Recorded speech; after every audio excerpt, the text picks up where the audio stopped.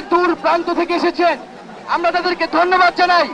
এবং আমাদের সাথে আমাদের অভিভাবক, শিক্ষক, নাগরিক প্রতিনিধিরাও এসেছেন, আমরা তাদের সংহতির জন্য তাদেরকে ধন্যবাদ জানাই। আমরা তাদের কথা খুব সংক্ষেপে শুনবো। এবং এর আগে আমাদের সমন্বয়কের পক্ষ থেকে কথা বলবেন হাসনাত আব্দুল্লাহ।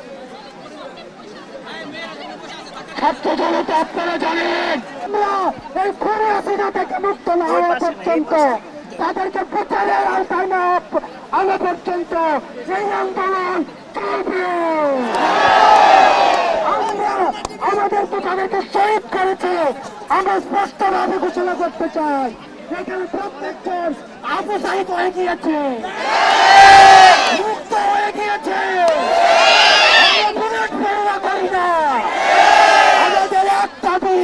আমাদের আঙুল আছে এমন, আমরা যেদিন আঙুল থাকে এই আন্দোলন থেকে এমন করে যেতে পারবো, সেই দিন আমাদের আন্দোলন শেষ হবে।